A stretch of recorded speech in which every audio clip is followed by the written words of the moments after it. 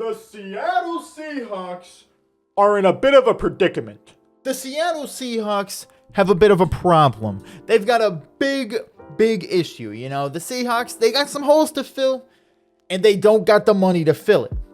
So the Seahawks, you know, they've got this big $1 million question right here. How do they clear up money and maintain a good team while bringing in people to fill the spots that they need to become a better team? Now that's the $1 million question. And I got a $7.32 answer right here. Now, today, the Ethan Posich re-signing hits the books. Chris Carson signing is going to hit the books sometime down the road. And once that hits the books, they are going to officially be in the negative. So they have to make some moves before that happens. And obviously, the most clear thing that the Seahawks can do is restructure Russell Wilson. Russell Wilson and the Seahawks seem to be on a lot better terms. And although the Seahawks don't really need the go-ahead by Russell Wilson, they can do it without him even knowing. They can restructure his deal, but I'd assume the Seahawks are going to want to try and stay on the good side of Russell Wilson. They're going to want to, talk with him, get everything situated, then do the restructure, because they got some holes to fill. They don't have the money, and maybe even Bobby Wagner could be a potential option to restructure the deal. I believe you get $12 million or somewhere under that for Russell Wilson if you restructure the deal, and you would get around $6 million from Bobby Wagner. So there's some money to be made. However, there's another option. And the Seahawks, with a clear lack of draft capital, are probably going to be trying to get some going into this draft. And with a pretty decent re-signing and extension of Poona Ford, who is pretty nice, pretty young, Jarran Reed sort of becomes expendable. He's still a very good player, but there are definitely questions about if he needs great edge rushers around him to be a good defensive tackle.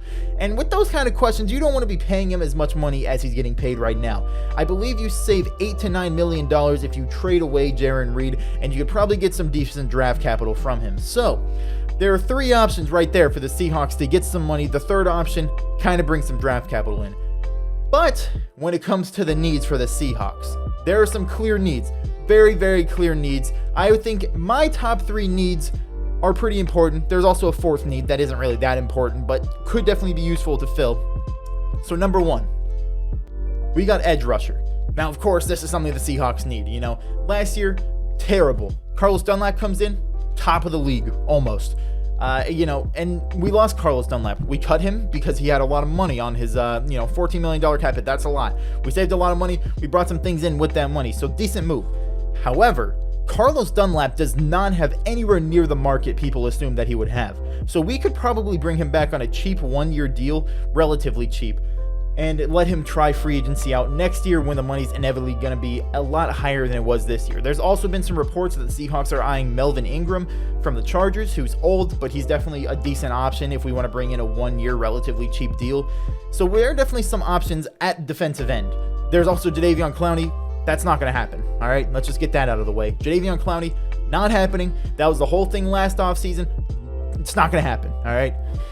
Second, the Seahawks need linebacker. Now, there's one clear guy. Bring back KJ Wright. If we can clear up the money to bring back KJ Wright on a 1 to 2 year deal and, pay him some decent money, most likely backload it if it's a 2-year deal. If it's a 1-year deal, give him okay money so that he can test free agency out next year. That's definitely an amazing option because the Seahawks got two very good linebackers. They got Bobby Wagner, best linebacker in the league, and they got Jordan Brooks, very good but young. And then, they obviously need a third linebacker, and Ben Burr-Kirven's not going to do it. All right, KJ Wright levels ahead of Ben Burr-Kirven. Last year, not a big fan of Ben Burr-Kirven. He had a lot of bad plays where he didn't really show too much effort, and I would like to see KJ Wright back. He's definitely a fan favorite, definitely very talented, and with the lack of a market that he's getting, could be a decent cheap option to bring back if he continues to get really no interest.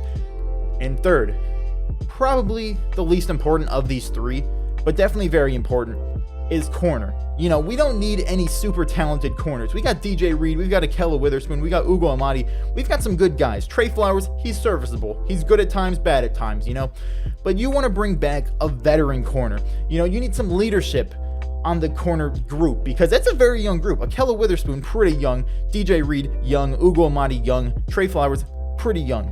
You could bring in someone, you could bring back Quentin Dunbar. He'd be a decent option, 29, kind of old, brings some veteran leadership, but he's not really that veteran guy, and there are some interesting options when it comes to the market for corners. Not very realistic options, but you got like someone like a Casey Hayward, you got Richard Sherman. Richard Sherman would be absolutely hilarious. Just take basically the entire San Francisco 49er corner group with Richard Sherman, Ahkello Witherspoon, and DJ Reed. That'd be pretty funny. But it doesn't really seem like Richard Sherman's going to come back, because there were kind of a series of tweets between Ahkello Witherspoon, DJ Reed, and Richard Sherman just kind of brushed off the thought of coming back to Seattle. There's some decent guys here. Jason McCourty, he's 34. That could be interesting to kind of, not be the number one corner on the team, but he would definitely bring that kind of veteran presence of, being in the league for a long time, being a leader. There's some good options. Don't know how realistic they are, but definitely some good options. And now, the fourth and final kind of somewhat of a need would be wide receiver 3. Now, of course, the Seahawks are in a decent position when it comes to wide receivers. They've got DK Metcalf and Tyler Lockett, one of the best duos in the entire NFL. But wide receiver 3, losing David Moore, who was supremely talented, especially for a wide receiver 3, really sucks. Freddie Swain, he's currently our wide receiver 3. He's not bad, but I don't really want him to be the wide receiver 3 just yet, because he definitely showed glimpses last year, but I don't think he can fill the role that David Moore had. David Moore was making tough catches. He was kind of bailing us out some games when Tyler Lockett and DK Metcalf were being covered really well. I don't think Freddie Swain's the type of player that can do what David Moore did last year. I think we need to bring in a guy that can definitely be that wide receiver 3 option, that can get those tough catches, that can make the plays that David Moore was making. I think that there is some pretty decent guys out there. There have been rumors of Antonio Brown coming to the Seahawks. 90% sure that's not going to happen. I assume he's going to go back to Tampa Bay with Tom Brady and try to run it back, get another ring. But there are some interesting options. D.D. Westbrook is out there. He's pretty old, but he's definitely good. He's athletic. That'd be an interesting guy to bring in. You got some decent options like T.Y. Hilton. He'd be most likely too expensive. Golden Tate's a decent option. Sammy Watkins would be interesting. I mean, this wide receiver group, there's a lot of very good, talented wide receivers that we could bring in to be wide receiver 3s. And because the draft class for wide receivers is so amazing, they're not getting that much interest. So, wide receiver could be something that we could bring in pretty easily. And even if we don't bring in wide receiver, I mean, it's not the biggest of needs. Freddie Swain can definitely fill that spot. Just, I don't think as well as David Moore was able to fill it last year. But we could definitely bring in some guys that would be good. Maybe Demarcus Robinson. Anyone from the Kansas City Chiefs, Sammy Watkins or Demarcus Robinson, very fast, pretty talented guys that we could bring in. There are a lot of options out there for a lot of different positions that we need. There's some good corners. There's KJ Wright, because I don't really care about any other linebacker. I want KJ Wright back. There's some decent defensive ends that we could bring in that are relatively old, but would definitely be cheap. And some good wide receivers, because the draft class for wide receiver is so good. But the Seahawks, they got to do something.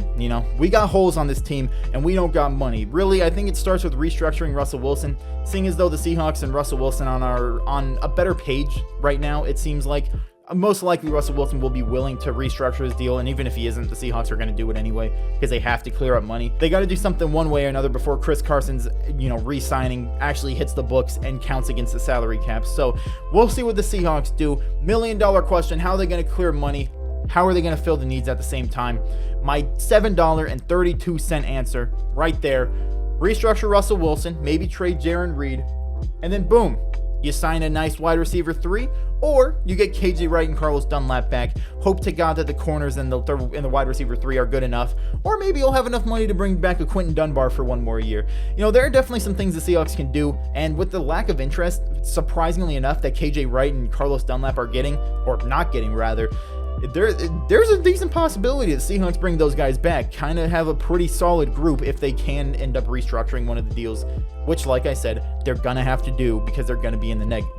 So I think these next few days are going to be very, very interesting for the Seahawks. I said that a few days ago, and then they did absolutely nothing over the weekend, but the Seahawks are going to do something before Chris Carson's actual contract is going to hit their salary cap. So I think in the next few days, there's going to be a big restructure, a big something to clear up some space for the Seattle Seahawks, and it's going to be interesting to see what they do to get that money and what they do with the money they inevitably get. But until then, I'll see you guys in the next video. Leave a like if you enjoyed, subscribe if you're new, and with that, I'd like to thank you for watching. Leave a comment about what you think the Seahawks should do and will do. Have a great day.